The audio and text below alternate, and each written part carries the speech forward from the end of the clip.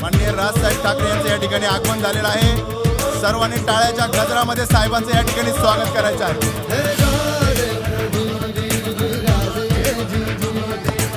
छत्रपती शिवाजी महाराजांच्या पुतळ्याचं पूजन या ठिकाणी साहेबांनी करावं। छत्रपती शिवाजी महाराजांच्या पुतळ्याचं पूजन या ठिकाणी आदरणीय राजसाहेब यांच्या हस्ते होत आहे। त्याचप्रमाणे छत्रपती शिवाजी महाराज की डॉक्टर बाबासाहेब आंबेडकर यांच्या प्रतिमेचं पूजन साहेबांनी या ठिकाणी करावं। महात्मा ज्योतिबा फुले यांच्या प्रतिमेचं पूजन, डॉक्टर बाबासाहेब आंबेडकरांचा, सावित्रीबाई फुलेंचा, प्रबोधनकार ठाकरेंचा, छत्रपती शिवाजी महाराज की जय। ज्यांचे विचार ऐकण्यासाठी आपण सर्व आतुर आहोत ते आदरणीय माननीय राजसाहेब ठाकरे हे आपल्याशी संवाद साधतील।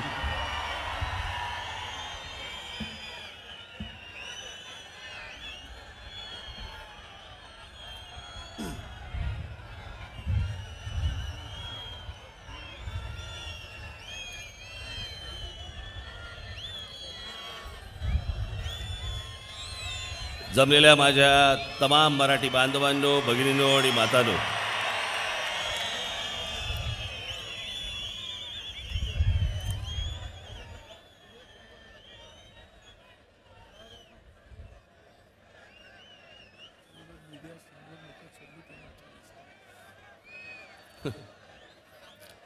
तुम्ही जरा त्या मीडियाच्या ते काय स्टँडवरती जे चढलेत जरा खाली उतरा, जरा थोडंसं खाली उतरा जरा।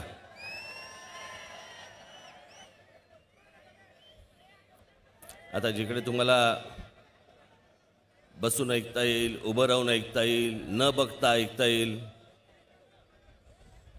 तसं आता ऐका। आज 17व्या लोकसभेच्या निवडणुकीला आपण सर्वजण सामोरे जात आहोत।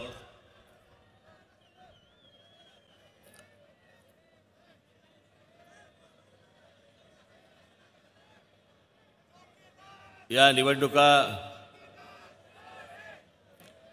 कशासाठी घ्यायच्या असतात, कोणासाठी घ्यायच्या असतात, का घ्यायच्या असतात,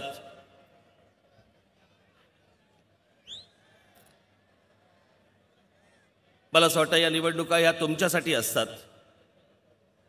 लोकप्रतिनिधी हे तुम्ही निवडून देता, त्याच्या बदल्यामध्ये तो लोकप्रतिनिधी तुमच्यासाठी काय करेल हे सांगतो। या एका विश्वासावरती त्याला मतदान होतं, त्याला आपण निवडणूक म्हणतो। आणि मग 5 वर्षामध्ये आपण अशी अपेक्षा धरतो की त्या लोकप्रतिनिधीकडनं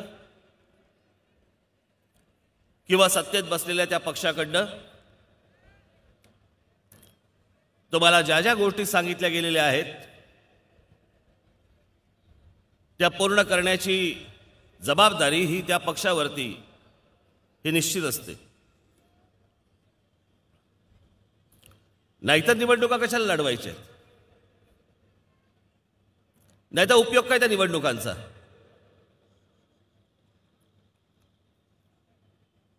तुम्हाला दिलेले शब्द जर समजा पाळता येत नसतील तर तुम्ही का म्हणून तिथे रांगेत उभे राहून मतदान करणार आहात? उन्हातानाचे तुम्ही उभे राहणार, मतदान करायला उभे राहणार, आणि मग समोरची व्यक्ती, समोरचा पक्ष ज्या वेळेला तुम्हाला कळतं 5 वर्षांनी की या माणसाने आपल्याला जे सांगितलं त्यातलं काहीच पूर्ण झालं नाही, कोणत्याच गोष्टी केल्या नाहीत,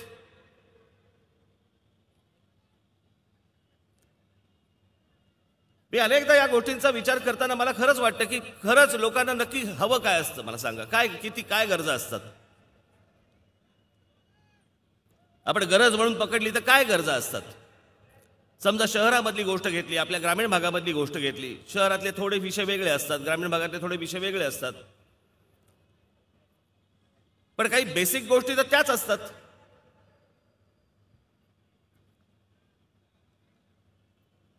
कुठच्याही आपल्या आई वडिलांना त्यांना असं वाटतं की माझा मुलगा चांगल्या शाळेमध्ये शिकला पाहिजे, शाळा असली पाहिजे. शाळा झाल्यावर तिथे आईवडिलांना वाटतं की माझा मुलगा जरा माझी मुलगी चांगल्या कॉलेजमध्ये शिकली पाहिजे. माझ्या आजूबाजूला काही बरा बाजार पाहिजे, काही एखादा सिनेमा किंवा नाटकाचं थिएटर असेल तर चालेल, विरंगुळ्यासाठी एखादा बरा दवाखाना हॉस्पिटल असलं तर पाहिजे. मुलांना खेळण्यासाठी एखादी बाग पाहिजे, जरावरच्या मुलांना खेळण्यासाठी एखादा चांगलं मैदान पाहिजे. ग्रामीण भागामध्ये पाणी पाहिजे, आम्हाला वीज पाहिजे. शेतीसाठी आम्हाला शेती करताना आम्हाला आमचे पंप जळतात, तर आम्हाला विजेचा पुरवठा नीट पाहिजे. वीज आणि पाणी जर समजा मिळालं तर आमची शेती बहरदार होईल. काही बेसिक गोष्टी असतात. आता ज्या वेळेला नाशिक शहर ज्या वेळेला आमच्यामध्ये हातामध्ये होतं,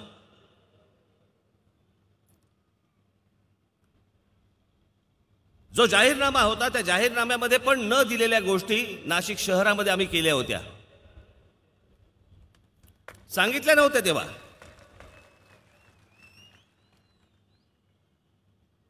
नाशिक हे एकमेव शहर असं आहे भारतात की ज्या ठिकाणी काही कशाचा त्यांचा संबंध नसताना फक्त नाशिकच्या प्रगतीसाठी म्हणून टाटांनी पैसे टाकले,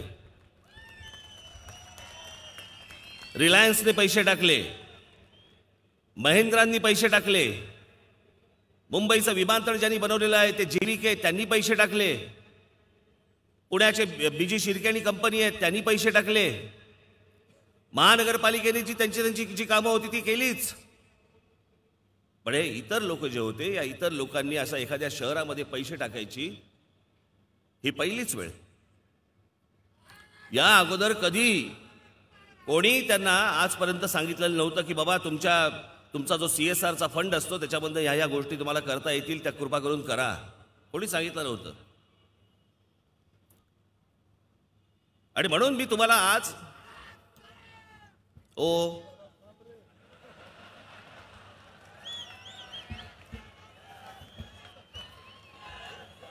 आता बस बंद व्हा.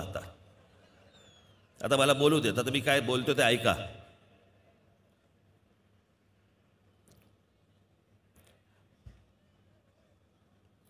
आणि त्या गोष्टी किती वेळात केल्या? 5 वर्षात.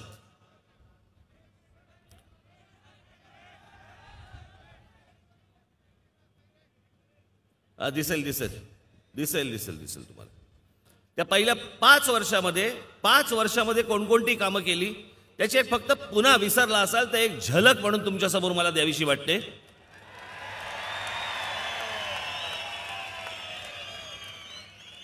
की 5 वर्षात एखादा राजकीय पक्ष एखाद्या शहरामध्ये कसं आणि किती काम करू शकतो हे 5 वर्षामध्ये महाराष्ट्र नवनिर्माण सेनेने या शहरामध्ये दाखवून दिलं. जे त्या प्रकारचं काम अनेक वर्ष महानगरपालिका ज्यांच्या हातामध्ये आहेत त्यांना त्यांच्या शहरामध्ये तिथल्या शहरामध्ये देखील करता आलेली नाहीत ती कामं. अशी कामं पहिल्या 5 वर्षामध्ये नाशिक शहरामध्ये आपण करून दाखवा.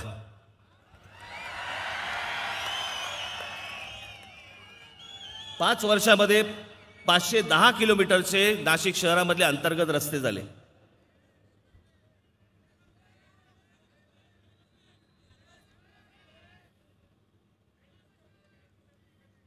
हे शहीद सर्कल, मायलन सर्कल, हे रात्रीचंच ते मायलन सर्कल, हे ABB circle, children's traffic education park, हे तेच आहे. हे गोदा पार्क, जे गोदा पार्क ज्या वेळेला इथे नाशिकमध्ये पूर आला त्यावेळेला ते वाहून गेलं. हे बोटॅनिकल गार्डन, हे टाटा ट्रस्टने केलेलं. लेझर शो, हे रात्रीचं कसं गेट दिसतं ते. माननीय बाळासाहेब ठाकरेंचं स्मारक, त्याच्यातली दीपमाळ, हे सगळे आतले फोटो. ही जी तलवार तुम्ही आता जी बघितली ती इंग्लंडमध्ये असलेली महाराजांनी जी राज्याभिषेकाच्या वेळेला महाराजांच्या जी बरोबर तलवार होती, जगदंबा तलवार, त्याची प्रतिकृती आहे ती.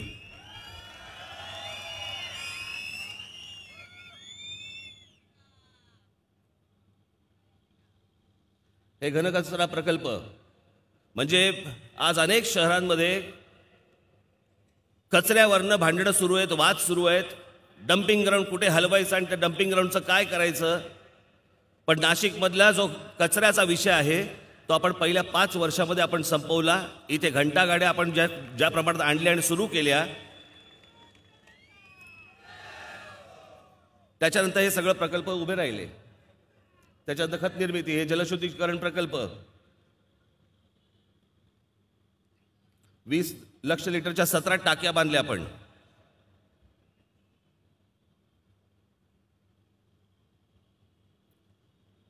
हे मलजल प्रक्रिया केंद्र,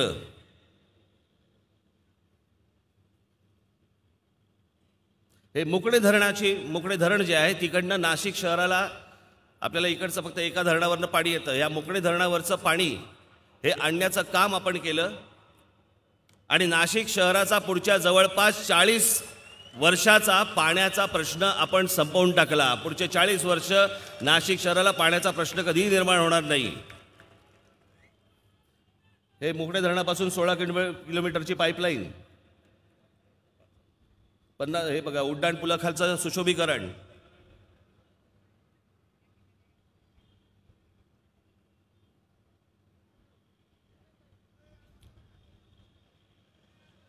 रविवार कारंजा, हे वाहत्या पाण्यातील 100 फूट कारंजा, हे वॉटर कर्टन आपल्या ब्रिजवरचा, होळकर ब्रिजवरचा.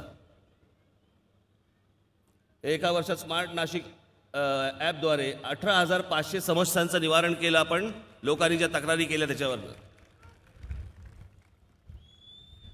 हे 5 वर्षात केलेली कामं आहेत. या 5 वर्षामध्ये ज्या प्रकारची कामं नाशिक शहरामध्ये झाली, नाशिककरांनी जो काही निर्णय द्यायचा तो दिला. वाईट वाटलं, दुःख वाटलं,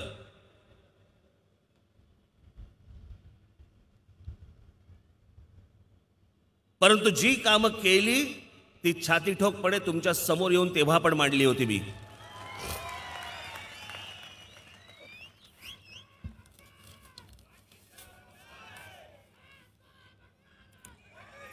छाती ठोकपणे तुमच्या समोर येऊन मी मांडली होती आणि कधी बोललो नव्हतं. फुकटच्या गोष्टी कधी तुम्हाला सांगितल्या नव्हत्या. नुसती भाषणबाजी करून तुमची मतं मिळवण्यासाठी असली भाषणं केली नव्हती. दाखव रे भाषण.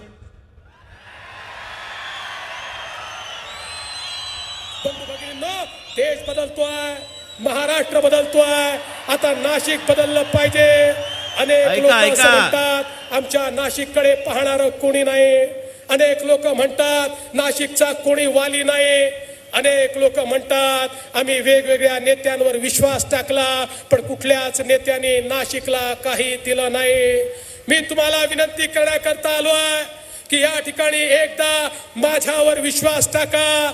मी तर आज या ठिकाणी आपण म्हणत असाल तर मी या ठिकाणी अनाउन्स करतो, या ठिकाणी घोषणा करतो, आजपासून नाशिक मी दत्तक घेतो. काय केलं या बापाने?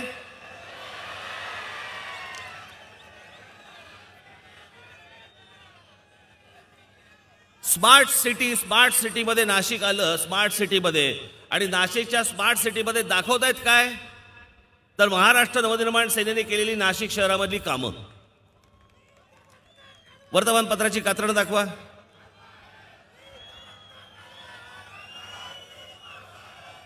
मनसेच्या पायाभरणीवरती भाजपचे इमले,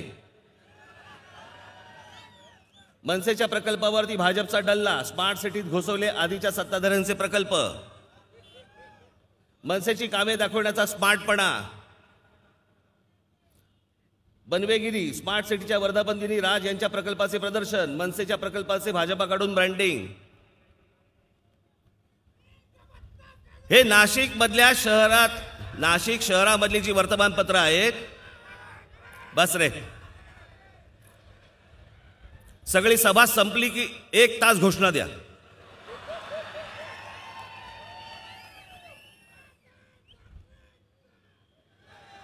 अरे बसेल घसा आता बस.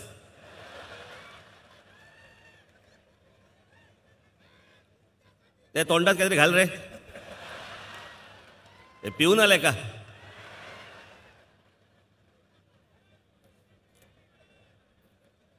ही नाशिक मधल्या वर्तमानपत्रांमधल्या बातम्या आहेत. ह्या का मी रचलेल्या बातम्या नाही आहेत. कोणत्या गोष्टीवरती या सरकारला मार्क द्यायचे ते एकदा तर कळलं तर पाहिजे. याच नाशिकमध्ये येऊन नरेंद्र मोदींनी सांगितलं होतं की आम्ही कांद्याला भाव देऊ. आमचं सरकार आल्यानंतर अगोदरच्या सरकारने जे काही गोष्टी करून ठेवलेल्या आहेत ती जी नीती आहे ती सगळी नीती बदलू आणि कांदा पिकवणाऱ्या शेतकऱ्यांना आम्ही चांगले दिवस आणू. याच तुमच्या देवेंद्र फडणवीसांनी सांगितलं. थापा काय एवढे खोटं बोलतात. काही खोटं बोलायला काही मर्यादा असतात की नाही. या देवेंद्र फडणवीसांनी सांगितलं की मी महाराष्ट्रामध्ये ही 2 वर्षापूर्वीची गोष्ट सांगतोय तुम्हाला मी. 2-2.25 वर्षापूर्वीची. महाराष्ट्रामध्ये म्हणे आम्ही 1,20,000 विहिरी बांधल्या. 1,20,000 विहिरी कशाला म्हणतात? 1,20,000 विहिरी. काही खोटं बोलायला काही मर्यादा? महाराष्ट्र राज्याचे जलसंपदा मंत्री हे नाशिक शहराचे पालकमंत्री आहेत ना? बरोबर ना? नाशिक शहरामधले एक इतकं विदारक चित्र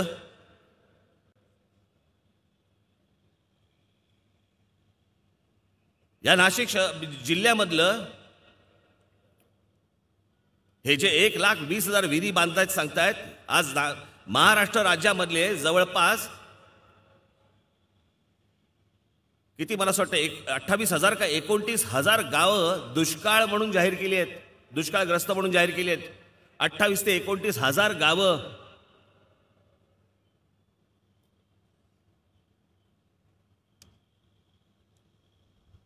मग जो संपूर्ण इरिगेशन वरती पैसा खर्च झाला तो गेला कुठे?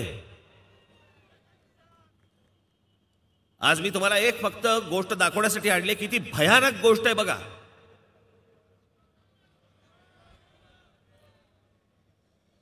इथल्या जवळच्या एका तालुक्यामध्ये महिला विहिरींवरनं पाणी काढतायत. ती दाखव जरा.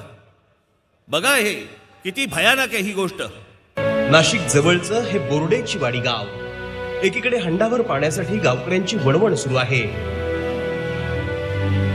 तर दुसरीकडे गावातल्या महिला असं जीवावर बेतून पाणी भरतायत.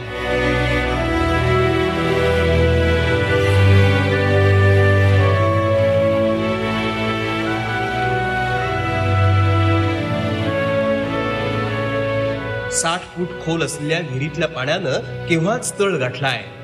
हंडाभर पाणी मिळवायचं असेल तर त्यासाठी जमिनीचा तळ खरवडावा लागतोय. मग काय या बाया बापड्या साडीचा पदर खोचतात आणि सुरू होतो हा जीव घेणा प्रवास.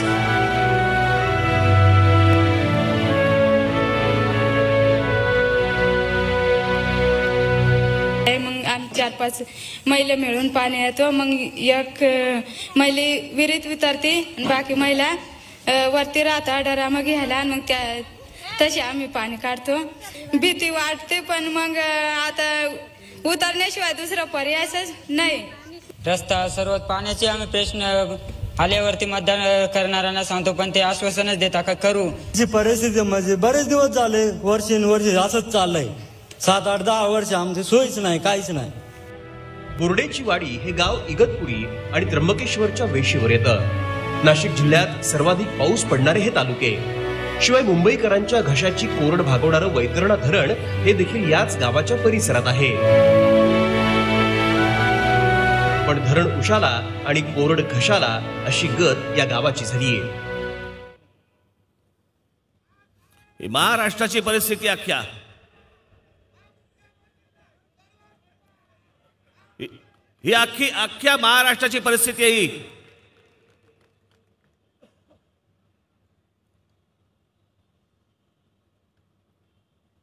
अगोदरच्या सरकारवरती मीही तुटून पडलो होतो, सर्वात जास्ती मी तुटून पडलो होतो यांच्यापेक्षा.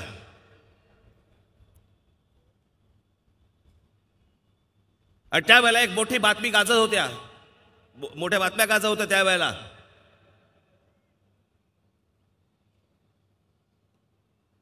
की महाराष्ट्र राज्याचे 70,000 कोटी रुपये इरिगेशन मधले गेले कुठे.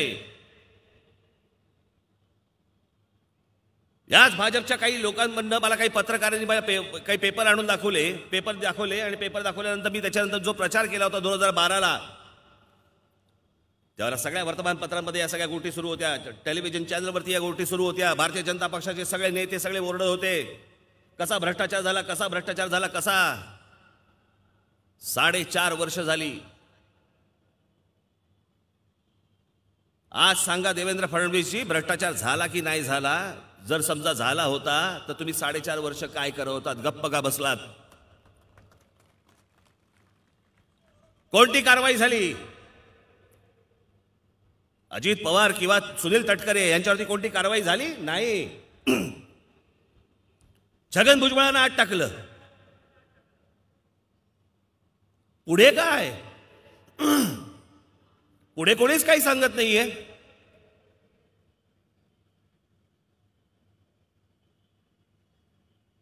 या सगळ्या गोष्टी दिखाऊ, सगळ्या गोष्टी दिखाऊ लोकांची मतं मिळवण्यासाठी म्हणून तुम्ही आमच्याकडे पण वाटेल त्या गोष्टी पाठवणार. ती जे पत्रकार त्यातले काही आले होते माझ्याकडे त्या गोष्टी घेऊन, मला कालांतराने कळलं आता ते भाजपचं काम करतायत. मी बोलावं म्हणून याच्यासाठी म्हणून माझ्याकडे ते पाठवलं गेलं होतं. जर भ्रष्टाचार झाला होता त्या दिवशी मी एक सांगलीला असताना, सांगली का साताऱ्याला असताना मला तिकडे एका वर्तमानपत्रामध्ये एक बातमी दिसली अमित शहाच्या भाषणामधली. अमित शहा विचारतायत 70,000 कोटीचा भ्रष्टाचार झालेला जो होता त्याचं पुढे काय झालं. अरे आता आम्ही सांगायचं, सत्तेमध्ये तुम्ही बसलायत ना, तुम्ही सांगा की खरंच भ्रष्टाचार झाला होता का नव्हता झाला, की फक्त तुमच्या राजकारणासाठी म्हणून या गोष्टी वाढवल्या गेल्या. तुमच्या राजकारणासाठी, तुमच्या सत्तेसाठी म्हणून त्या गोष्टी आमच्याकडे पाठवण्यात आल्या.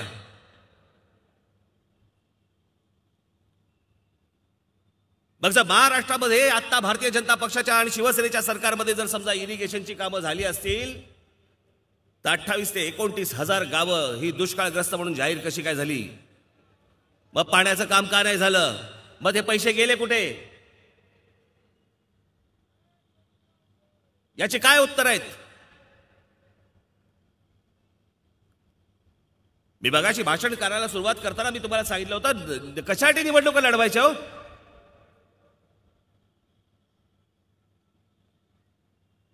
तुम्हाला मूर्ख बनवण्यासाठी म्हणून फक्त निवडणुका लढवत बसायच्या आणि तुमच्या आयुष्यातली 5-5 वर्ष काढत बसायची.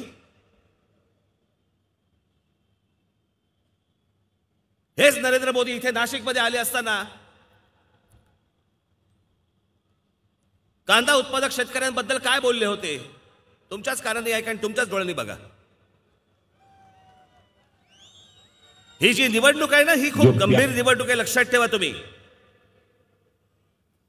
प्याज खाई है ना, वो आपके पसीने से बनी हुई प्याज खाई है. आप देखिए महाराष्ट्र में भाजपा की सरकार बनते ही इस सरकार की गलत नीतियों के कारण मेरे कपास पैदा करने वाले किसानों को जो नुकसान हो रहा है, मेरे प्याज की खेती करने वाले किसानों को नुकसान हो रहा है, उन सारी नीतियों को बदल दिया जाएगा और दिल्ली और महाराष्ट्र मिलकर के मेरे किसान भाइयों की समस्या का समाधान हम करके रहेंगे भाइयों.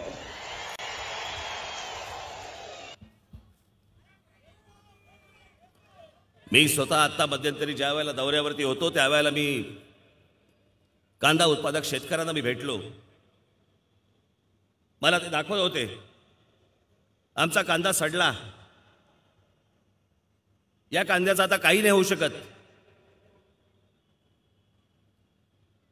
पंतप्रधान येतात, मुख्यमंत्री येतात, तुम्हाला वचनं देतात, तुम्हाला आश्वासनं देतात, त्या आशेवरती लोक मतदान करतात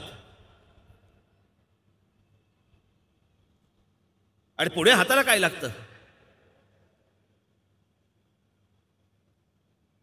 किती रुपयावरती आला कांदा? 1 रुपया आणि 2 रुपये किलो.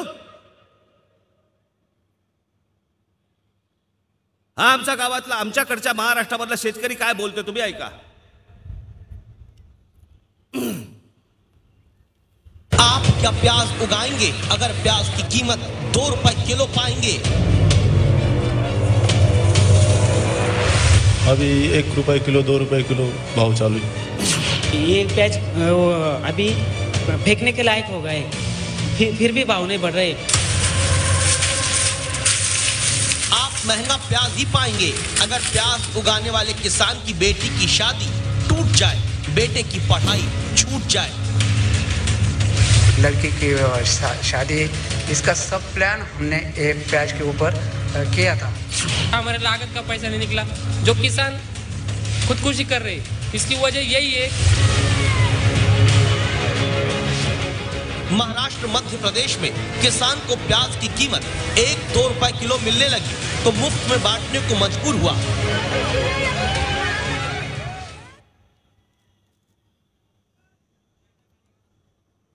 मुलीच्या लग्नाचा प्लॅन करून ठेवला होता त्यांनी.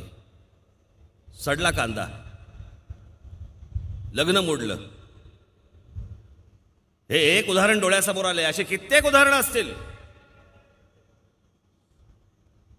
पीक घेत असताना त्याला असं वाटत असेल, त्यांनी काहीतरी स्वप्न पाहिलं असेल की आता हे पीक आल्यावरती माझ्याकडे पैसे आल्यावरती मी काहीतरी करेन. सगळी स्वप्न उद्ध्वस्त. यांना लक्ष द्यायला वेळ नाहीये. निवडणुकीच्या तोंडावरती तुम्हाला येऊन सांगणार आम्ही दत्तक घेतो म्हणून, नंतर बाप पळून जाणार.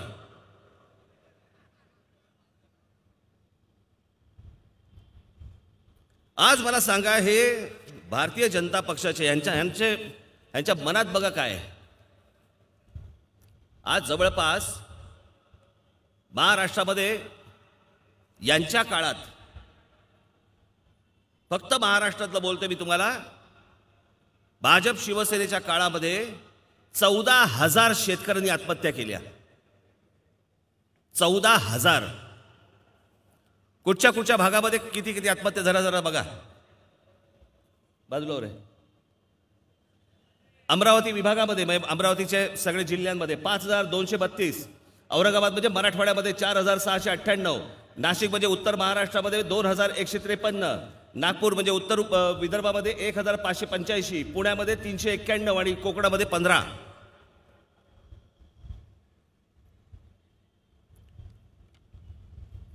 आत्महत्या केलेल्या शेतकऱ्यांचं भांडवल करून हे सत्तेमध्ये बसले आणि ह्यांच्या काळामध्ये 14,000 शेतकरी आत्महत्या करतात. शेतकऱ्यांचा माल सडून जातो, घरं उद्ध्वस्त होत आहेत, मुलींची लग्न मोडतायत, मुलाचं शिक्षण सुटतंय आणि वर ह्यांचा माज बघा, माज. मी ह्या भारतीय जनता पक्षाच्या नेत्यांची फक्त मी तुम्हाला विधानं ऐकून दाखवतो, फक्त विधानं. शेतकऱ्यांकडे दुर्लक्ष करा. ज्याला शेती करायची असेल तो करेल, मरतायत तर मरू द्या. संजय धोत्रे, खासदार भाजपा. किसान सरकार या भगवान भरोसे न रहे. कोण? नितीन गडकरी, केंद्रीय मंत्री. आवाज वाढवून बोलू नका. सरकारकडे काय नोटा छापायची मशीन नाही. चंद्रकांत पाटील, सहकार मंत्री. हे शेतकऱ्यांशी बोलतानाची वाक्य आहेत. शेतकरी संपावर गेले तरी काही फरक पडणार नाही. माधव भंडारी, भाजप प्रमुख प्रवक्ते. शेतकऱ्यांना मोबाईलचं बिल भरायला काही वाटत नाही, मग वीज बिल का भरत नाहीत? एकनाथ खडसे. आहेत का प्रत्येकाकडे मोबाईल फोन आहेत का? किसान ड्रग्स आणि नामर्दी की वजह से आत्महत्या कर रहा है. किसान ड्रग्स और नामर्दी की वजह से आत्महत्या कर रहे हैं. राधा मोहन सिंह, केंद्रीय कृषी मंत्री. एवढी तूर खरेदी केली तर रडतात साले. रावसाहेब दानवे, प्रदेशाध्यक्ष. किसान कायर और अपराधी है, ओम प्रकाश धनगर, कृषी मंत्री हरियाणा भाजप. शेतकऱ्यांची आत्महत्या ही फॅशन झाली आहे. गोपाळ शेट्टी खासदार भाजप. शेतकऱ्यांची आत्महत्या फॅशन झाली आहे. ज्या गोष्टीतनं जीव जातो, जो जीव परत येणार नाहीये, ती फॅशन म्हणतात त्याला. हा जो सत्याचा माज आहे ना, हा माज तुम्हाला उतरवायला लागणार आहे.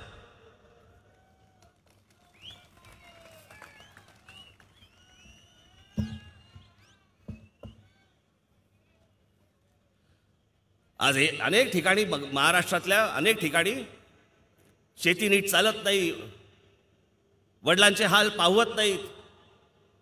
आणि अशा सगळ्या अनेक परिस्थितीमधनं तो माझ्या ग्रामीण महाराष्ट्रामधला माझा तरुण किंवा माझ्या तरुणी त्या म्हणतात, नाही मला नाही शेती करायची, मी शहराकडे जाणार, मी नोकरी करणार.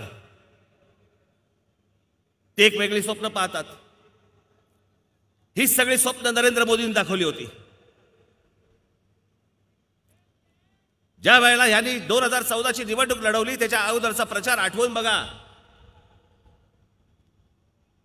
या देशाला आम्ही अच्छे दिन आणू, या देशातल्या प्रत्येक बेरोजगाराला दरवर्षी आम्ही 2 कोटी बेरोजगारांना आम्ही रोजगार देऊ. दरवर्षी 2 कोटी बेरोजगारांना रोजगार म्हणजे साधारणपणे आत्ताच्या निवडणुकीपर्यंत 10 कोटी लोकांना रोजगार मिळाला पाहिजे होता. 10 कोटी लोकांना रोजगार याचा अर्थ साधारणपणे घरातली 4 माणसं पकडली तर या देशातले 40 कोटी लोकांना त्यांची पोटं भरली असती. झालं काय? झालं उलट. एके दिवशी आमच्या पंतप्रधानांना झटका आला आणि रिझर्व्ह बँक ऑफ इंडियाच्या गव्हर्नरला माहिती नाहीये, आमच्या फायनान्स मिनिस्टरला माहिती नाही, अर्थमंत्र्याला माहिती नाहीये, आमच्या देशाच्या कॅबिनेट मिनिस्ट्रीला माहिती नाहीये. सगळ्यांना आत बसवले आणि या माणसाने बाहेर जाऊन सांगितलं, आजपासून नोटा बंद.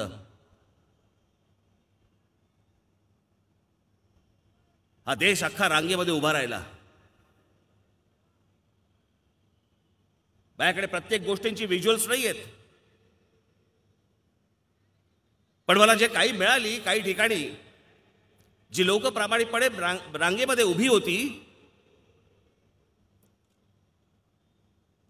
की सगळे ती जी परिस्थिती होती तुम्ही आठवून बघा, की हातामध्ये पैसे आहेत पण ह्या नोटा रद्द झालेल्या आहेत. आता करायचं काय? बँकेमध्ये जाऊन बदलून घ्यायचे आहेत. बदलून घ्यायला रांगेमध्ये उभे राहिले, त्याच्यामध्ये जवळपास 100-125 माणसं मेली. आणि परिस्थिती काय आली? एक फक्त तुम्हाला परिस्थिती दाखवतो एका बँकेच्या बाहेरची.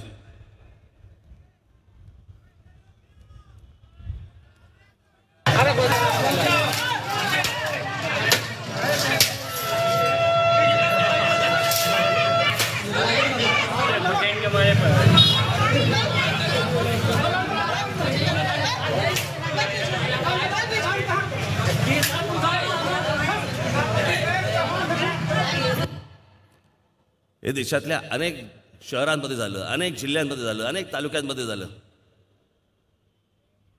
लोक पॅनिक झाले होते, कळत नव्हतं काय करायचं.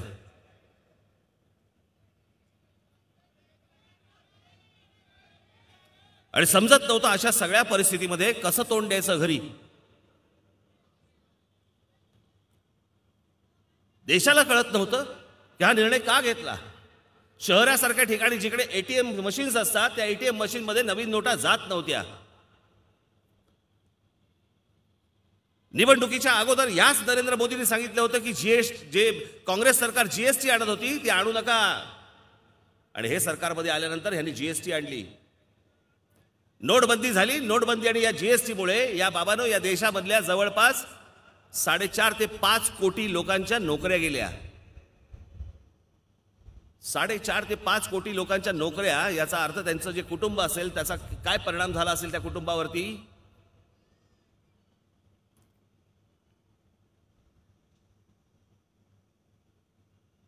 तुम्ही नोकरी देणार म्हणून सांगायला आला होतात ना सत्तेमध्ये, तुम्ही रोजगार देणार म्हणून सांगायला आला होता सत्तेमध्ये. पण तुम्ही आल्यावरती जवळपास 4.5-5 कोटी लोकांच्या नोकऱ्या गेल्या. मी मगाशी म्हटलं ना की जो शेतकरी बांधव माझा तिथे शेती करतोय त्याची मुलं तो म्हणतो की नाही, वडिलांची परिस्थिती बघून मला शेती करावीशी नाही वाटत, मला शहरात जायचं, नोकरी करायची आहे. आणि एका पंतप्रधानाच्या निर्णयाने जवळपास या देशातल्या 4.5 ते 5 कोटी लोकांच्या नोकऱ्या जातात. आकडा बाहेर येऊ देत नाहीत. बाकीचा सगळ्या गोष्टी बंद करून टाकल्या, दाबून टाकलेल्या आहेत. तुमच्यापर्यंत आकडे पोचू द्यायचे नाहीयेत. मी काल एक गोष्ट सांगितली तुम्हाला, ही सांगतोय. ही जी नोटबंदी झाली ना, ही नोटबंदीचं काय प्रकरण होतं. आता परवा दिवशी कपिल सिब्बलांनी एक पत्रकार परिषद घेतली. अनेक टेलिव्हिजन चॅनलवरनं ती पत्रकार परिषद दाखवलीच नाही.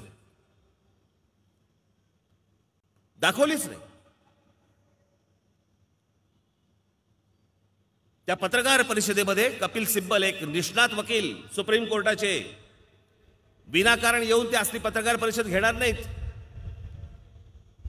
या सगळ्या गोष्टींचे पुरावे त्यांच्याकडे असल्याशिवाय त्या गोष्टी ते करणार नाहीत. आणि त्यांनी पत्रकार परिषद घेतल्यानंतर देखील आज या क्षणापर्यंत भारतीय जनता पक्षाने ना त्यांच्यावरती केस टाकली आहे, ना त्याच्यावरती ते उत्तर देत आहेत. ते म्हणतायत ती जर गोष्ट घडली असेल, बाबांनो, या किती तुम्ही आणि आम्ही आपण किती मूर्ख बनलो. हा देश मूर्ख बनला. अनेकांच्याकडे पैसे आले, तुमच्याकडे नाही आले.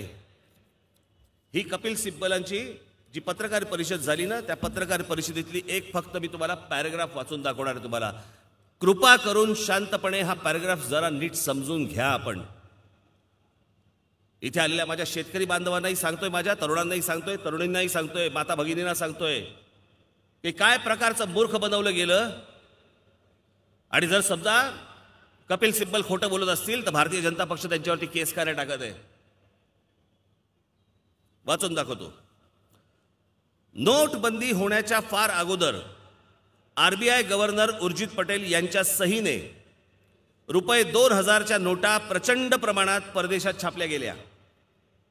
नोटबंदीच्या अगोदरच त्या विमानाने एअरफोर्सच्या विमानतळावरती आणल्या गेल्या. त्या रिझर्व्ह बँकेच्या माध्यमातून जुन्या नोटांच्या बदल्यात घाऊकपणे प्रायव्हेट डील करून प्रायव्हेट पार्टीजना बदलून देण्यात आल्या. त्यातून मोठा आर्थिक गैरव्यवहार झाला. या कामाकरिता रॉ ही आपली जी एजन्सी आहे ती आणि आरबीआयची माणसे गुप्तपणे कामाला लावली होती. एकूण 3 लाख कोटी रुपये बदलून देण्यात आले. रॉच्या अधिकारी रवी रात्रेकर याच्या मदतीने 20,000 कोटी बदलण्यात आले. हे रिझर्व्ह बँक बेलापूर शाखा यांच्या मदतीने बदलण्यात आले. संजय शहाणे मॅनेजर इंडस बँक फोर्ट शाखा मुंबई याच्या मदतीने त्या बँकेच्या शाखेत 320 कोटी रुपये बदलण्यात आले. रबाळे नवी मुंबई, रबाळे नावाचं गाव आहे तिथे, नवी मुंबई येथील MIDCच्या गोडाऊनमध्ये 25,000 कोटी रुपये बदलून देण्यात आले. अशी माहिती कपिल सिब्बल यांनी पत्रकार परिषदेत दिली असून याबाबतच्या स्टिंग ऑपरेशनचे व्हिडिओ आणि संभाषणाच्या ट्रान्स्क्रिप्ट सुद्धा पत्रकार परिषदेत दाखवण्यात आल्या. तुम्ही आज घरी गेल्यानंतर यूट्यूबवरती ही पत्रकार परिषद आहे, आपण ती जरूर बघा. जर परदेशामधून पैसे छापून आले आणि इकडे जर समजा प्रायव्हेट कंपन्यांना आणि प्रायव्हेट पार्ट्यांना जर समजा तुमची डील झाली, त्याच्यामध्ये 3 लाख कोटी रुपये बदलण्यात आले, लोकांना रांगेत का ठेवले तुम्ही? कशासाठी नोटा बंद केल्या? नवीन आलेल्या नोटा त्या ATM मध्ये जात नव्हत्या, ती सगळी ATM मशीन बदलण्यात आली, त्याच्यावरती काही शेकड्यांनी आणि हजारोनी कोटी रुपये खर्च झाले.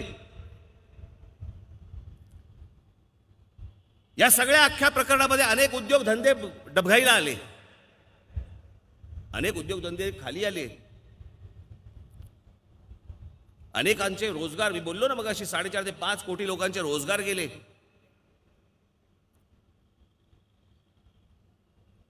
ही HAL सारखी company, Hindustan aeronautics limited company,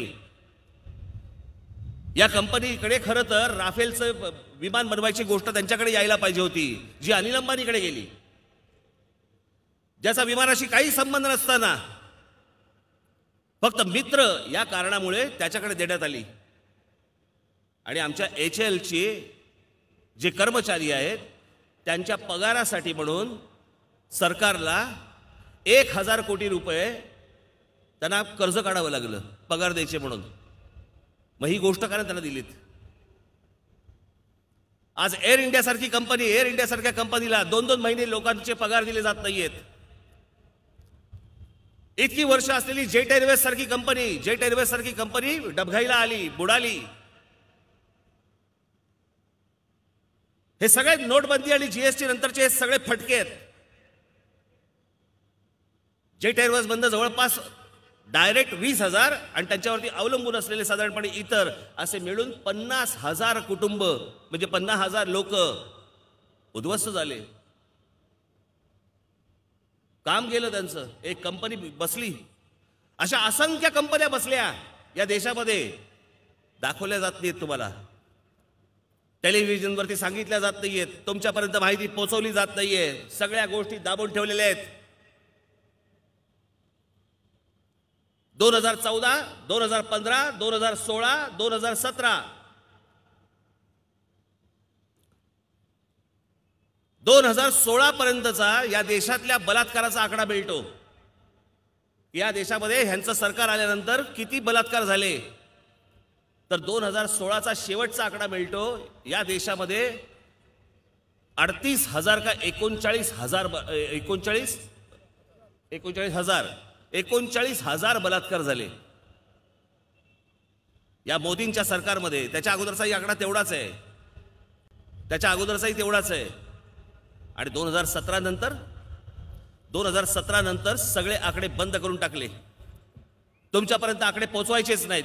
या देशात बेरोजगारी किती झाली आकडा पोहोचवायचा नाही. या देशामध्ये या देशातल्या राज्यांमधले किंवा इतर लोक कुठून कुठे गेले सांगायचं नाही.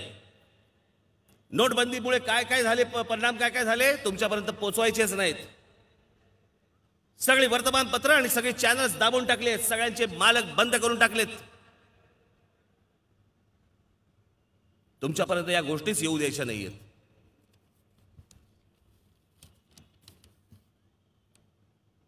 आणि हे मोदी सांगवते, अमर्त्य सेन सारखी व्यक्ती सांगते की नोटबंदी फसली.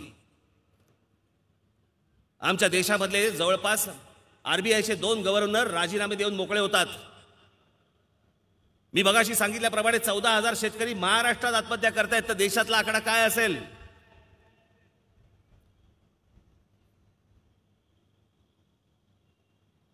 शेतकऱ्यांना भाव मिळत नाहीये, महिलांना सुरक्षा मिळत नाहीये, महाराष्ट्रातल्या मुला मुलींना इथल्या कॉलेजेसमध्ये ऍडमिशन्स मिळत नाहीयेत. अनेक लोक बाहेरून येत आहेत. मला सांगा, हे नरेंद्र मोदींचं सरकार किंवा आज महाराष्ट्रामधलं सरकार हे मोजायचं कशावरती?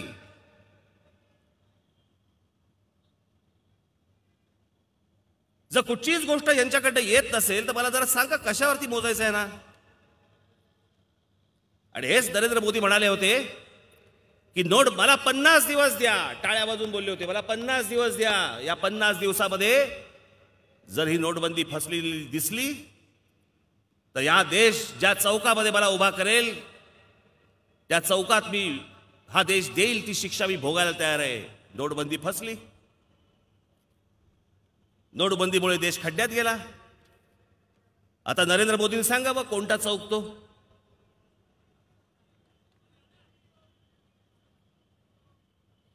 काय गरज होती मला जरा सांगा. काय गरज होती या माणसाला या देशाशी खोटं बोलायची?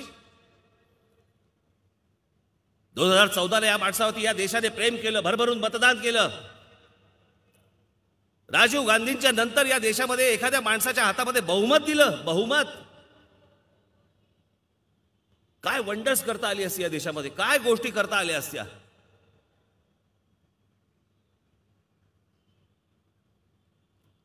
पण आमच्या देशामधले अनेक उद्योगपती इथल्या बँकांचे पैसे घेऊन फरार झाले. हजारो कोटी रुपये घेऊन फरार झाले. हे मोदींच्या काळात झाले. आज त्या गोष्टींबद्दल नरेंद्र मोदी काही बोलायला तयार नाहीयेत. नोटबंदीबद्दल आज ते काही बोलायला तयार नाहीयेत. शेतकऱ्यांना दिलेल्या आश्वासनांबद्दल आज नरेंद्र मोदी काही बोलायला तयार नाहीयेत. महिलांच्या बलात्काराचा विषय ज्या वेळेला येतो त्याच्याबद्दल आज ते काही त्याच्याबद्दल बोलायला तयार नाहीयेत. तरुणांच्या नोकऱ्यांबद्दल नाही, तरुणींच्या नोकऱ्यांबद्दल नाही, रोजगाराबद्दल नाही, इंडिया शायनिंग बद्दल नाही, स्टार्टअप इंडियाबद्दल नाही, नमामि गंगेबद्दल नाही, स्वच्छ भारत योजनेबद्दल नाही, कशाही बद्दल ते बोलायला तयार नाहीयेत.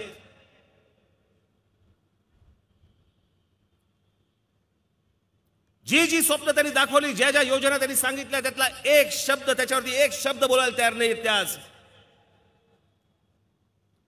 आज तुमच्या समोर येऊन फक्त सांगतायत पुलवामामध्ये झालेल्या शहीदांच्या नावाने आम्हाला मतदान करा, एअर स्ट्राईक ज्यांनी केला त्यांच्या नावाने आम्हाला मतदान करा.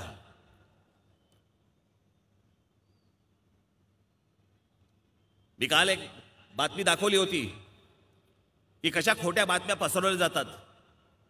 त्याच्यामध्ये मी बोलता बोलता बोललो होतो की त्यांचं नामांकन भरताना किंवा त्यांचा फॉर्म गुजरातमध्ये भरतानाची गर्दी दाखवली होती. ती गर्दी नाही, त्यांची प्रचार रॅलीची ती गर्दी दाखवण्यात आली होती, प्रचार रॅलीची. आणि प्रचार रॅली, गुजरातमधल्या प्रचार रॅलीचे त्यांची जी लावारिस कार्टी आहेत ना IT सेल मधली, ती काय फोटो छापतायत की नरेंद्र मोदींच्या प्रचार रॅलीमधली गर्दी बघा. ती गर्दी कुठली होती? ती अटल बिहारी वाजपेयीजींच्या अंत्ययात्रेची गर्दी दाखवली होती.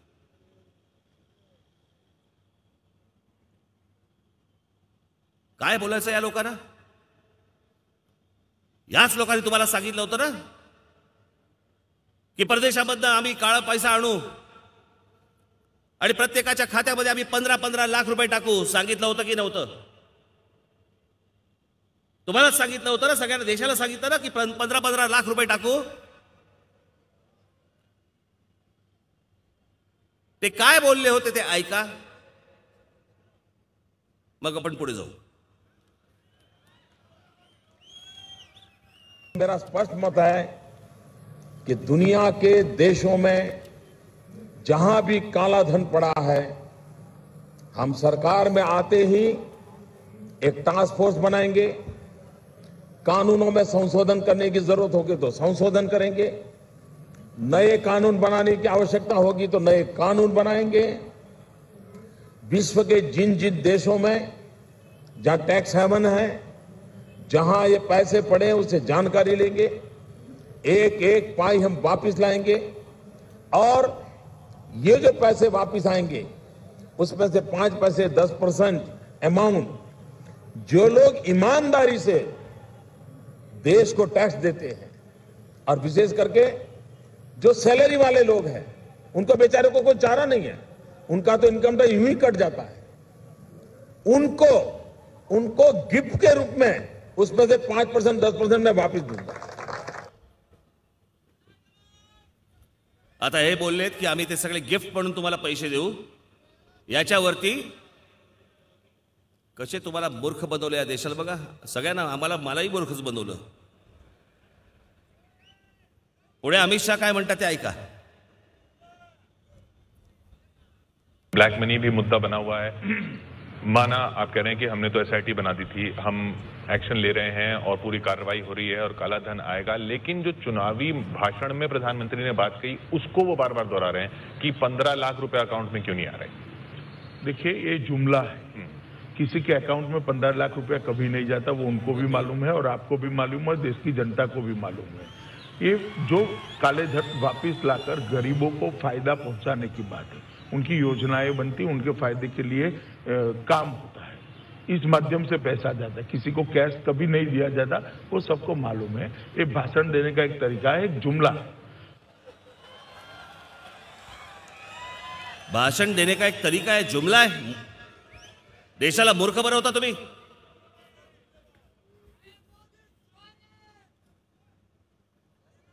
मूर्ख बनवता तुम्ही. निवडणुकीच्या अगोदर एवढून सगळे सांगणार की गांधी परिवाराने काय भ्रष्टाचार केला, आमची सत्ता आल्यावरती आम्ही त्याला जेलमध्ये टाकू. उमा भारती वगैरे सगळे बोलले होते. या भाजपच्या अनेक लोकांनी, नेत्यांनी तो प्रचार केला होता की आम्ही आलो सत्तेमध्ये तर रॉबर्ट वडेराला आम्ही जेलमध्ये टाकू. उमा भारतींचं पण एक स्टेटमेंट होता, आहे का आपल्याकडे?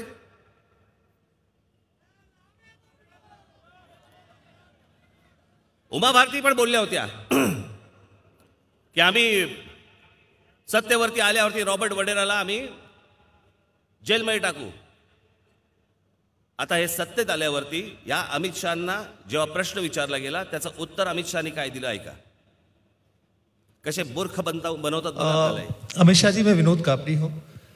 मेरा आपसे सवाल ये है कि जब 2013 में आप विपक्ष में थे और यूपीए की सरकार थी, तो उस वक्त जो पूरा कैंपेन था, उसके बाद 2014 के चुनाव के दौरान भी जो पूरा कैंपेन था, वो था कि जैसे ही हमारी सरकार आएगी हम रॉबर्ट वाड्रा को जेल में डालेंगे.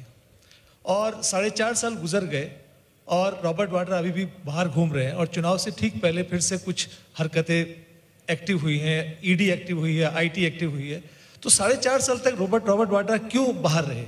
क्योंकि सब ने माना और आपने भी ये माना था कि भ्रष्टाचार हुआ, घोटाले हुए, जिया जी को फायदा पहुंचाया गया. तो रॉबर्ट वाड्रा अब तक क्यों खुले घूमते रहे? विनोद जी, आप आपके विचार हमारी पार्टी पर थोप रहे हैं. हमने कहीं पर ये नहीं कहा कि रॉबर्ट वाड्रा को जेल में डालेंगे. हमने ये कहा भ्रष्टाचारियों को जेल में डालेंगे. तो रॉबर्ट वाड्रा भ्रष्टाचारी नहीं है. अरे सुनिए, तो आप बोलने भी नहीं देंगी क्या? नहीं, बिल्कुल बोलने दे रही सर. मेरे वाणी स्वतंत्रता के अधिकार का तो कम से कम प्रोटेक्ट करिए. अच्छा लगता है सुनने में. अब सुनिए जरा, रॉबर्ट वाड्रा को हम जेल में डालेंगे कभी नहीं कहा. हमने ये कहा कि हम भ्रष्टाचारियों को जेल में डालेंगे और ये भी कहा कि रॉबर्ट वाड्रा ने रैम्पंट करप्शन किया है. 2 अलग स्टेटमेंट है, इसको एक कर नहीं देखना चाहिए. काँग्रेसच्या काळामध्ये जे 2G स्कॅम आणि इतर सगळ्या स्कॅम मध्ये ज्यांना जेलमध्ये टाकलं होतं ते कोण राजा कन्नीमुळी आणि अनेक लोक होती ज्यांना जेलमध्ये टाकलं होतं. हे सर्व लोक भाजपच्या काळात सुटले.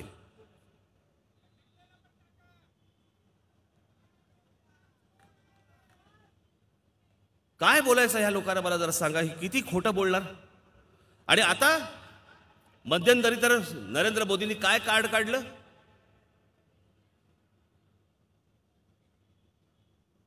मैंने मैं निचली जात का हूं इसलिए मेरे ऊपर कांग्रेस वाले और बाकी विरोधक मेरे ऊपर आरोप कर रहे हैं. निचली जात हे जे सगळे आम्ही प्रश्न विचारतोय त्याचा उच्च जात आणि निचली जात याचा काही संबंध आहे का? जर प्रश्न हा आहे नरेंद्र मोदीजी, तुम्हाला आज जात दिसते तुमची,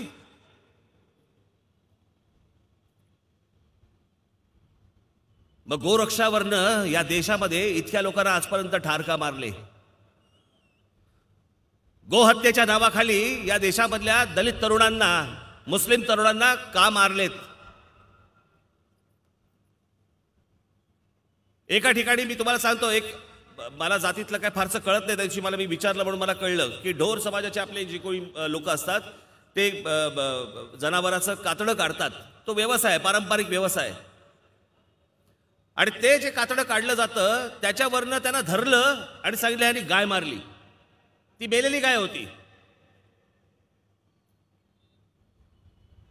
आणि त्याच्यानंतर त्यांचं काय झालं आणि काय केलं तो तुमच्या डोळ्यांनी बघा, नाही थरकाप उडाला तर बघा, मला तुम्ही सांगा. आणि हे नरेंद्र मोदी सांगतात की मैं निचली जात का हूं. मग आज या देशातल्या दलित तरुणांबद्दल काय चालू आहे तुम्हीच बघा. 11 जुलाई को गुजरात के ऊना की घटना ने आग में घी का काम किया. यहाँ के समढियाला गांव में कुछ दलित युवकों को एक राजनीतिक संगठन के लोगों ने गोकशी का आरोप लगाते हुए पहले जमकर मारा, फिर ऊना ले गए और वहां गाड़ी से बांधकर शहर भर में घुमाया. ये आप बीती एक पीड़ित ने सुनाई. हमारे गांव के बाजू पे एक गांव है बेड़िया गांव, वहां से फोन आया था मेरा पापा के फोन में. उस खेडूत का फोन था, उसकी गाय मर गई थी, तो जिसको मेरे पापा को फोन किया. और हमारे पास चकड़ो रिक्शा है, वो चकड़ो रिक्शा लेकर हम वो गांव पे गया और गाय मर गई थी. वो गाय को रिक्शा पे भरकर हमारे गांव पे सीम पे आया और गाय मर गई थी. उसके हम खाल काट रहे थे. तो थोड़ी देर बाद वो गौरक्षक लोग आकर हमारे पर अचानक हमले करे. 10 जन थे. उस पर 5 मिनट बाद 50 लोग आ गए. पेशे से चर्मकार ये दलित सदियों से मरे हुए मवेशियों को ठिकाने लगाने और उनका चमड़ा निकालने का काम करते रहे हैं। गोकशी के नाम पर इन लोगों के साथ ऊना में हुए अत्याचार में अब नए तथ्य सामने आ रहे हैं। आरोप लग रहा है कि सब कुछ पुलिस की जानकारी में हुआ।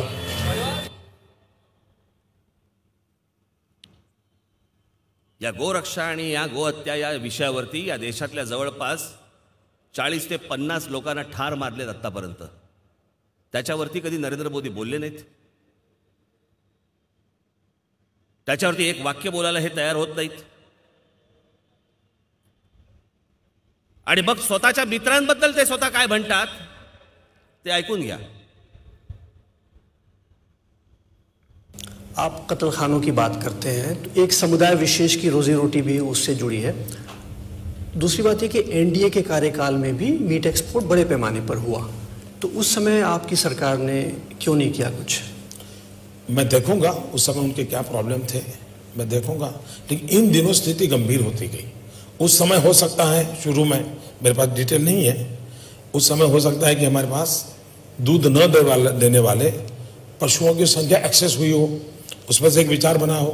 लेकिन ये आपकी जानकारी सही नहीं है कि कोई एक कम्युनिटी इस बिजनेस में है, ऐसा नहीं है जी। मेरे कई जैन मित्र हैं जो इस व्यापार में है, इसको किसी कम्युनिटी से मत जोड़िए।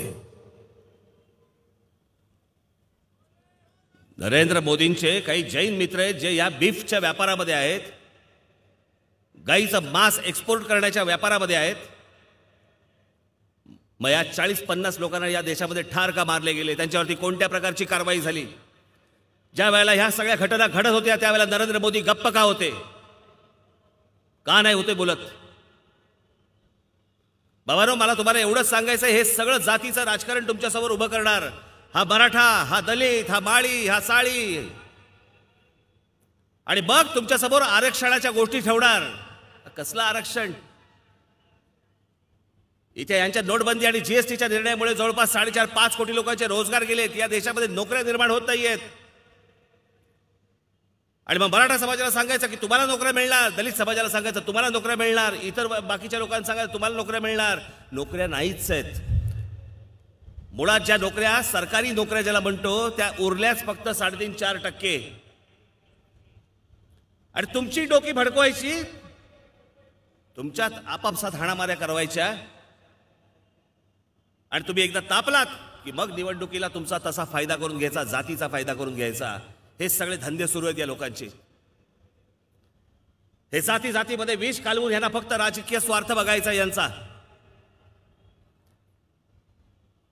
यांना तुमच्याशी काही देणं घेणं नाहीये। ज्या दिवशी मतदान कराल त्याच्यानंतर 2 तासांनी मेलात तरी चालेल या लोकांसाठी।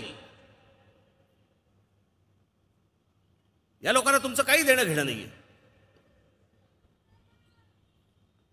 अगोदरचे वाईट म्हणून ह्यांच्या हातात संधी दिली, हे त्याहून वाईट निघाले।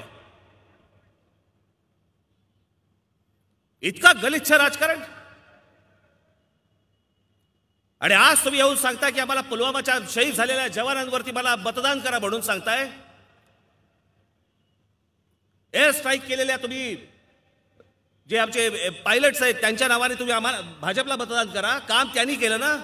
आमच्या एअरफोर्सवरती, आमच्या जवानांवरती आम्हाला गर्व आहे, आम्हाला अभिमान आहे त्यांचा। तुमचा काय संबंध?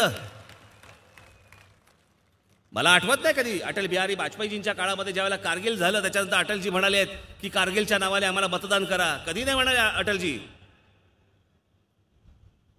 ह्यांच्याकडे दाखवण्यासारखं काही नाही, ह्यांच्याकडे बोलण्यासारखं काही नाहीये। आणि म्हणून हे जातीच्या आमच्या जवानांच्या भावनांना हात घालतायत आणि जातीच्या नावाने मत मागतायत। मध्यंतरी एक 15 तारखेला जो एक त्यांचा इंटरव्ह्यू झाला, त्या इंटरव्ह्यूमध्ये काय म्हणाले असतील की निवडणूक आत्महत्याग्रस्त शेतकऱ्यांचा मुद्दा जर निवडणुकीचा होऊ शकतो तर जवानांचा मुद्दा का नाही होऊ शकत? पंतप्रधान विचारतात आमचे, ऐका तुम्हीच। किसान मरे तो चुनाव का मुद्दा, लेकिन जवान मरे तो चुनाव का मुद्दा नहीं, ये कैसे हो सकता है? किसान मरे तो चुनाव का मुद्दा, लेकिन जवान मरे तो चुनाव का मुद्दा नहीं, ये कैसे हो सकता है? आम्ही तो जर मुद्दा घेतला तर काय फरक पडतो? मी असं बोलणारा कधी पंतप्रधान आजपर्यंत बघितलं नाही. जे तुम्हाला येऊन सांगतायत तो व्हिडिओ लावा त्यांचा, तो काय भ्यांच्या नावाने मतं मागतायत ते शहीद जवानांच्या. ते शहीद जवान गेले आमचे 40, त्यांच्या घरादाराकडे बघायला कोण जात नाही आणि त्यांच्या नावाने हे मतं मागतायत. आता मैं आपसे कहना चाहता हूं मेरे देश के फर्स्ट टाइम वोटर को, आप भी संकल्प कीजिए कि पहला वोट आपका, जो आपके जीवन की ऐतिहासिक घड़ी है, आपके जीवन पर याद रहेगा कि पहला वोट कब डाला, कहां डाला, कौन सा चुनाव था, किसको डाला, ये जीवन भर याद रहने वाला है. हर किसी को पहली घटना याद रहती है. मैं जरा कहना चाहता हूं मेरे फर्स्ट टाइम वोटरों को, क्या आपका पहला वोट पाकिस्तान के बालाकोट में एयर स्ट्राइक करने वाले वीर जवानों के नाम समर्पित हो सकता है क्या? मैं मेरे फर्स्ट टाइम वोटर से कहना चाहता हूं कि आपका पहला वोट पुलवामा में जो वीर शहीद हुए, उन वीर शहीदों के नाम आपका वोट समर्पित हो सकता है क्या? हे जवानांच्या नावाने मतं मागतायत आणि त्याच जवानांच्या बाबतीत ह्यांच्या मनात काय आहे हे पण एकदा ऐकून घ्या. शेवटचं हे मी सगळ्या भाषणांमध्ये ऐकवलं. आज या निवडणुकीतल्या प्रचारातली ही शेवटची सभा आहे. हे सगळे शब्द तुम्ही विसरता कामा नयेत. म्हणून मी हे परत मी ज्या गोष्टी दाखवतोय ना, की ज्या वेळेला मतदान करायला जाल त्यावेळेला हे तुमच्या कानामध्ये गुंजले पाहिजेत या गोष्टी, की आमच्याशी पंतप्रधान किती खोटं बोललेत ते.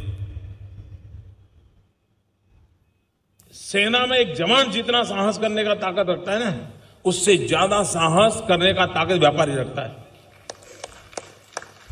सेना में एक जवान जितना साहस करने का ताकत रखता है ना, उससे ज्यादा साहस करने का ताकत व्यापारी रखता है. ही आमच्या जवानांबद्दलची आमच्या पंतप्रधानाला आस्था, की या देशातला व्यापारी जास्ती साहसी आहे आमच्या जवानापेक्षा. ना ह्यांना जवानांशी देणं घेणं आहे, ना आमच्या पोलिसांशी देणं घेणं आहे. त्या प्रज्ञा ठाकूर काय म्हणाल्या? हेमंत करकरे ज्यांना अशोक चक्र आहे, जे एका पाकिस्तानी अतिरेक्याच्या गोळ्याने ठार मेले, शहीद झाले. आमचे कामटे गेले, ते शहीद झाले. होंबाळे गेले, ते शहीद झाले. आमचे साळसकर गेले, ते शहीद झाले.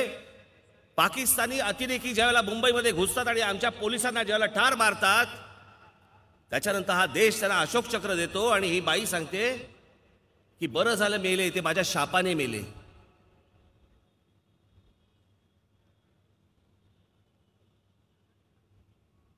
आमच्या पोलिसांचा अपमान करता तुम्ही, आणि आमच्या महाराष्ट्राच्या पोलिसांचा अपमान केल्यानंतर पण आज त्या प्रज्ञा ठाकूरांना भारतीय जनता पक्ष तिकीट देतो भोपाळमधनं. आणि दुर्दैवाची गोष्ट अशी ह्या पलीकडे अजून, की त्या प्रज्ञा ठाकूरांचं समर्थन आमचे पंतप्रधान आणि भाजपाचे अध्यक्ष अमित शहा दोघे जण समर्थन करतात.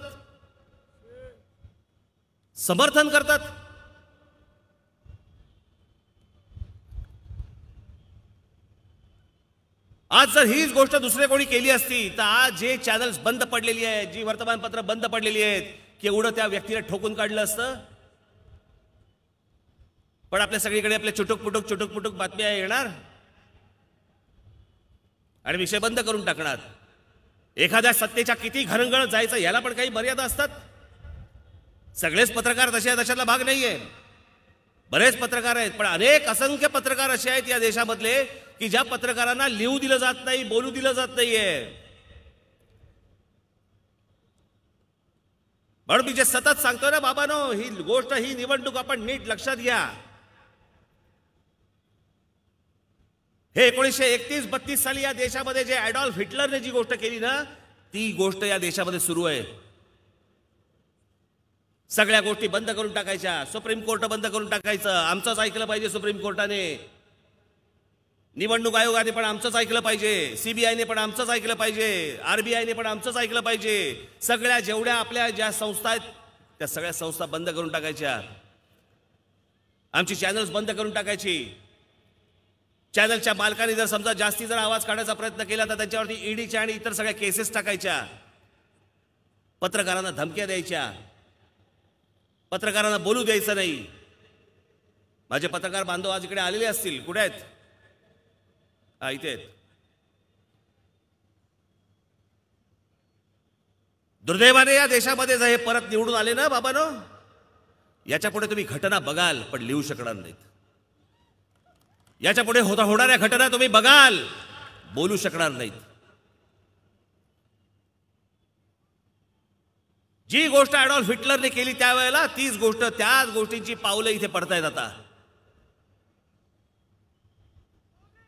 त्यावेळेला जी काही चित्रपट काढले गेले तिकडे जर्मनीमध्ये, तसेच चित्रपट इकडेही काढले गेले.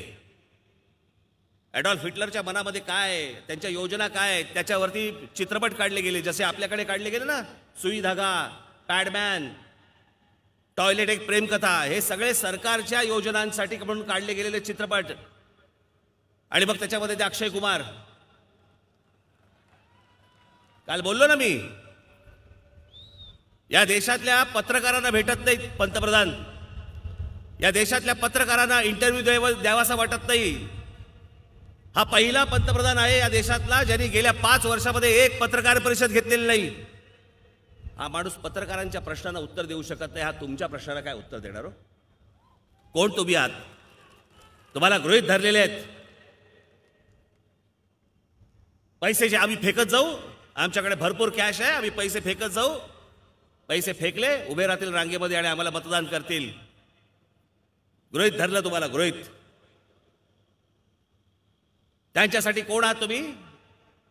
विकत घेतली जाणारी माणसं. पैसे फेकले की कुठे जातील हे? ही सगळी माणसं हा देश चालवणार आणि ह्यांना तुम्ही आशीर्वाद देणार? बाबांनो, ही जी निवडणूक आहे ना, ही निवडणूक तुम्ही लक्षात ठेवा. या निवडणुकीचा फैसला या देशामध्ये लोकशाही राहणार का या देशामध्ये हुकुमशाही येणार,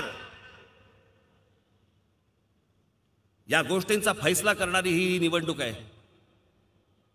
आणि तो तुम्हाला फैसला येत्या 29 तारखेला तुम्हाला करायचा आहे. हे येथील सगळे बाकीचे लोक यांना हुरळून जाऊ नका. ही 2 माणसं, हे नरेंद्र मोदी आणि अमित शहा, ही 2 माणसं या देशाच्या राजकीय क्षितिजावरनं बाजूला गेली पाहिजेत. ती बाजूला घालवण्याचं काम, सत्कार्य हे तुमच्या हातून घडलं पाहिजे 29 तारखेला. आज मी काही निवडणूक लढवत नाहीये ना, माझा निवडणुकीला कोणी उमेदवार आहे, पण मी जो प्रचार करतोय या देशासाठी करतोय, या देशावरती आलेले संकट दूर व्हावं याच्यासाठीचा माझा हा सगळा प्रचार आहे. आणि म्हणून मी आज तुमच्या समोर इकडे आलो. बाबांनो, माझी फक्त आपल्याला हात जोडून विनंती आहे की पुन्हा फसले जाऊ नका. जर पैसे वाटले निश्चित घ्या, पण यांच्या ढोंगणावरती लात मारून त्यांना हाकलून द्या पहिल्यांदा.